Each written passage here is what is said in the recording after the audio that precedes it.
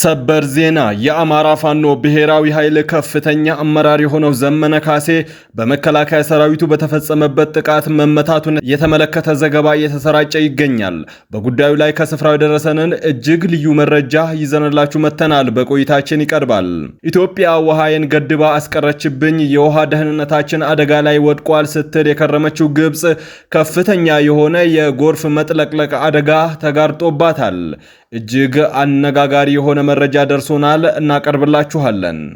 እጅግ ሰቅጣጭ አስደንጋጭ የተባለ አደጋ በአማራ ክልል ተከስቷል። ዝርዝሩ ከስፍራው ተልኮልናል፣ እናሰማችኋለን።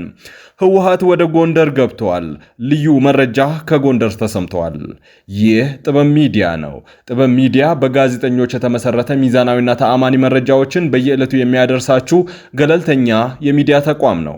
በዛሬው ቆይታችን እነዚህንና ሌሎችንም ሀገር አቀፍ መረጃዎችን በዝርዝር እናቀርባለን። እንዲሁም ለዕለታዊ እንቅስቃሴ ይረዳችሁ ዘንድ የዕለቱን የውጭ ሀገር ገንዘቦችን ዕለታዊ የምንዛሬ ዋጋ ነግረናችሁ ወደ ዝርዝር ዘገባዎቹ እናልፋለን። ለቤቱ አዲስ የሆናችሁ ሰብስክራይብ ያላደረጋችሁ ውድ ቤተሰቦቻችን ሰብስክራይብ በማድረግ የደወል ምልክቷን በማብራት ትቀላቀሉ ዘንድ በአክብሮት እንጋብዛለን። ጥበብ ሚዲያ የህዝብ ድምፅ ነው።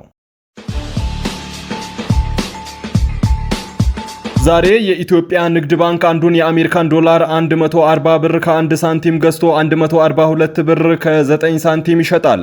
ፓውንድ ስተርሊንግን 184 ብር ከ8 ሳንቲም ገዝቶ 188 ብር ከ5 ሳንቲም ይሸጣል።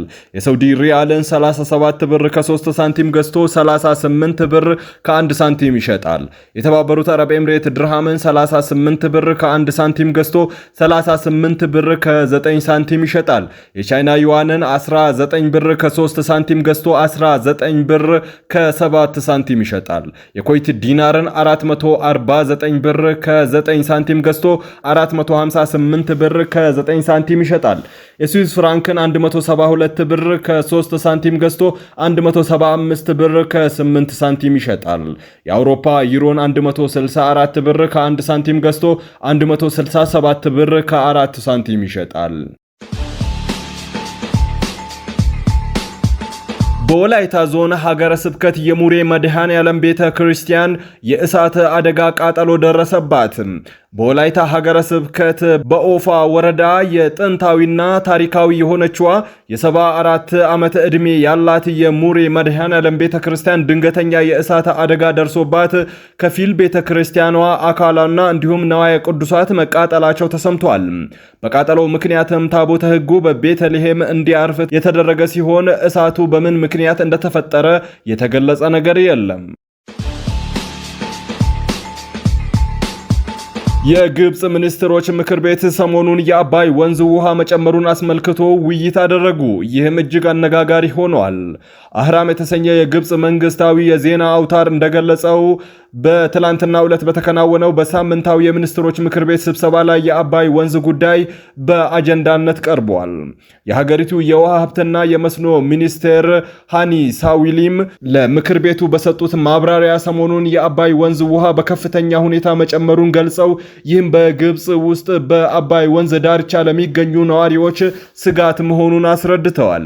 የወንዙ የውሃ ፍሰት መጨመሩ ያስከተለው ጎርፍ በሱዳን ውስጥ በሚገኙ ማህበረሰቦች ላይ ከፍተኛ ተጽዕኖ መፍጠሩን አስታውቀው ይህም በግብጽ እንዳይደገም የጥንቃቄ እርምጃ በመውሰድ ላይ መሆናቸውን ገልጸዋል። ሚኒስትሩ እንዳሉት በአባይ ወንዝ ዳርቻ አካባቢ የሚገኙና ለጎርፍ ይጋለጣሉ ተብለው የሚገመቱ ግብፃውያን እንዲነሱ የማድረግ ዘመቻ መጀመሩን ተናግረዋል። የኢሬቻ በዓልን ምክንያት በማድረግ በአዲስ አበባ ለ2 ቀናት ሞተር ሳይክል ማሽከርከር ተከለከለ። የአዲስ አበባ ትራንስፖርት ቢሮ ባወጣው መመሪያ እንዳስታወቀው ሞተር ሳይክል ማሽከርከር የተከለከለው ከአርብ መስከረም 23 2018 ከ5 ሰዓት ጀምሮ ነው። የኢሬቻ በዓልን ምክንያት በማድረግ ይህንን ክልከላ መጣሉን ያስታወቀው ቢሮ ክልከላው እስከ ቅዳሜ መስከረም 24 ማታ 12 ሰዓት ድረስ እንደሚቀጥልም አስታውቋል። የተባበሩት አረብ ኤሚሬቶች መንግስት በአማራ ክልል ምንጃር ሸንኮራ ወረዳ በግንባታ ላይ የነበረ ቤተክርስቲያን ተደርምሶ በደረሰ አደጋ ህይወታቸውን ላጡና ጉዳት ለደረሰባቸው ኢትዮጵያውያን የተሰማውን ጥልቅ ሐዘን ገለጸ። የሀገሪቱ የውጭ ጉዳይ ሚኒስቴር ባወጣው መግለጫ በዚህ አሳዛኝ ክስተት በርካታ ሰዎች ህይወታቸውን ማጣታቸውና ለጉዳት መዳረጋቸውን በመስማቱ ማዘኑን አስታውቋል። ሚኒስቴሩ በመግለጫው ለሟች ቤተሰቦችና ወዳጆች መጽናናትን የተመኘ ሲሆን ጉዳት የደረሰባቸው ዜጎችም ከህመማቸው በፍጥነት እንዲያገግሙ ያለውን መልካም ምኞት ገልጿል። ሱዳን በህዳሴው ግድብ ዙሪያ ከኢትዮጵያና ግብጽ ጋር ስታደርግ የነበረውን ስምምነት በዝርዝር ልትገመግም መሆኑን አስታወቀች። የሱዳን ጠቅላይ ሚኒስትር ካሚል ኢድሪስ ሀገራቸው ከኢትዮጵያና ከግብጽ በህዳሴው ግድብ ዙሪያ እስካሁን ያደረገቻቸው ስምምነቶችን በዝርዝር እንደምትገመግም አስታውቀዋል። ጠቅላይ ሚኒስትሩ ይህንን የተናገሩት የተባበሩት መንግስታት ድርጅት ጠቅላላ ጉባኤ ተሳትፈው ከመጡ በኋላ መስከረም 21 ቀን 2018 በፖርት ሱዳን በሰጡት ጋዜጣዊ መግለጫ ላይ ነው። በመግለጫቸው ከኢትዮጵያና ከግብጽ በህዳሴው ግድብ ዙሪያ የተደረሱ ስምምነቶችን እንደገና ማጤን የተፈለገው ወደፊት ሀገራቸው የከፋ አደጋና ውድመት እንዳይከሰትባት ለመከላከል ነው ሲሉ በምክንያትነት ጠቅሰዋል። በስምምነቶቹ ዙሪያ የምናካሄደው ግምገማ በቀጣይ ከሀገራቱ ጋር ለሚኖረን ግንኙነት መሰረት እንዲሆነን ነው ሲሉም አክለዋል። ከህዳሴው ግድብ ውይይቶች ጎን ለጎን ጠቅላይ ሚኒስትሩ በቀይ ባህር ሀብቶችና ኢንቨስትመንት እድሎች ላይ ያተኮሩ ከ100 የሽርክና ፕሮጀክቶች ለሳውዲ አረቢያ ማቅረባቸውን የገለጹ ሲሆን ፕሮጀክቶቹ በአጠቃላይ $100 ቢሊዮን እንደሆኑ አስረድተዋል። መደበኛ ባልሆነና በህገ ወጥ መንገድ ከሀገር የሚፈልሱ ኢትዮጵያውያን ስደተኞች በማያውቁት ሀገር ለውትድርና የተመለመሉ ነው ሲሉ በሴቶችና ማህበራዊ ጉዳይ ሚኒስቴር የማህበራዊ ዘርፍ ሚኒስትር ዴኤታ ወይዘሮ ሁሪያ አሊ ተናገሩ። በተጨማሪም ህገወጥ ፍልሰተኞቹ ከሚያጋጥማቸው የከፋ ችግሮች መካከል እስር፣ የወሲብ ባርነት፣ መደፈርና ከባድ አካላዊ ቅጣት፣ የአካል ጉዳተኝነት እንዲሁም ኩላሊትን የመሳሰሉ የውስጥ አካላትን በግዳጅ መዘረፍ እንደሚገኝበት ገልጸዋል። ይህ መደበኛ በሆነ መንገድ ከሀገር የሚወጡ ዜጎች ከአካል ጉዳትና የግዳጅ ውትድርና በተጨማሪ የአእምሮ ጤና እክልና ለስነ ልቦና ቀውስ ተጋላጭ እንደሚሆኑም ተነስቷል።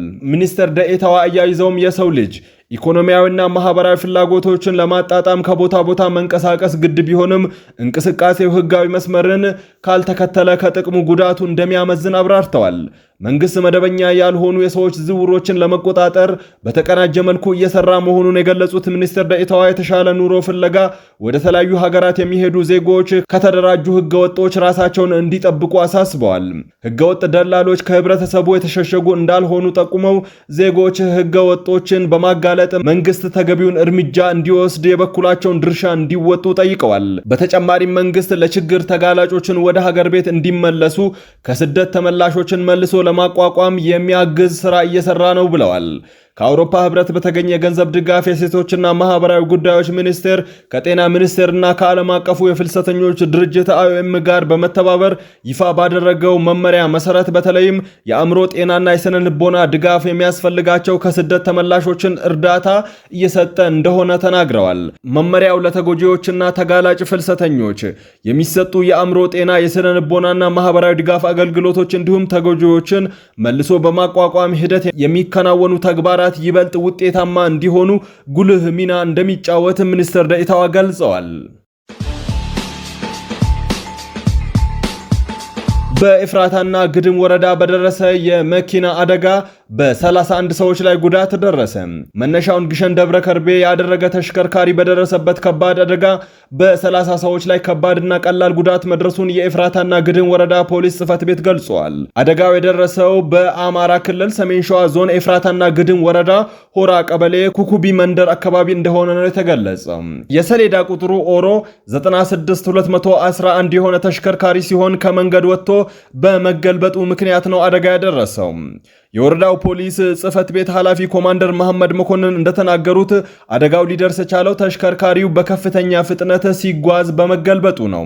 በአደጋው ጉዳት የደረሰባቸው 31 ሰዎች በአቅራቢያ በሚገኘው አጣዬ የመጀመሪያ ደረጃ ሆስፒታል የሕክምና እርዳታ የተደረገላቸው መሆኑ ተዘግቧል።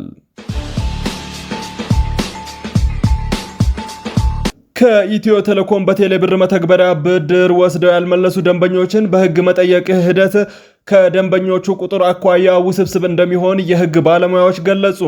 የኩባንያው የሕግ ጉዳዮች አስተዳደር የሥራ ክፍል በቴሌብር ብድር ወስደው ያልመለሱ ደንበኞችን በሚመለከት ባስተላለፈው ማስጠንቀቂያ ጽሑፍ የወሰዱትን ብድር የማይመልሱ ደንበኞች በሕግ አስገዳጅነት እንደሚያስከፍል ማስታወቁ ይታወሳል። ጉዳዩን በተመለከተ ለሚዲያዎች ማብራሪያ የሰጡ የሕግ ባለሙያዎች ኩባንያው ያበደረውን ገንዘብ የመጠየቅ መብት ቢኖረውም ሂደቱ ግን ውስብስብና አድካሚ እንደሚሆን ገልጸዋል። ኢትዮ ቴሌኮም አሁን ከገጠመው ሁኔታ ትምህርት ሊወስድ ይገባል የሚሉት የሕግ ባለሙያው አቶ ታምራት ክዳነ ማርያም በርካታ ቁጥር ያላቸው ደንበኞችን በፍርድ ቤት በመክሰስ ማስወሰን ጫና እንደሚፈጥርና ለኩባንያውም ከባድ ድካም ይሆናልም ብለዋል። ለወደፊቱ የቴሌብር ብድር ውሉ ዝርዝር የስምምነት ቅድመ ሁኔታዎችን በማስቀመጥ መጠናከር እንደሚገባው አሳስበዋል። በፋኖ ታጣቂዎችና በመከላከያ ሰራዊቱ መካከል ሰሞኑን በጎጃም ቀጠና የተለያዩ ውጊያዎች ተደርገዋል። ለመንግስት ውግንና ያላቸው የማህበራዊ ሚዲያ ገጾች የታጣቂ ኃይሉ ከፍተኛ አመራር ዘመነ ካሴ መከላከያ ሰራዊቱ በፈጸመው ልዩ ኦፕሬሽን እንደተመታ እየዘገቡ ይገኛሉ። ዘመነ ካሴ በተመሳሳይ ብዙ ጊዜ በመከላከያ ሰራዊቱ ተገድሏል የሚሉ ዘገባዎች የተሰራጩ ሲሆን አብዛኛዎቹ ዘገባዎች ሐሰተኛ መሆናቸውን ለማወቅ ተችሏል። የሰሞኑን ዘገባ ከገለልተኛ ምንጭ ለማረጋገጥ አልተቻለም።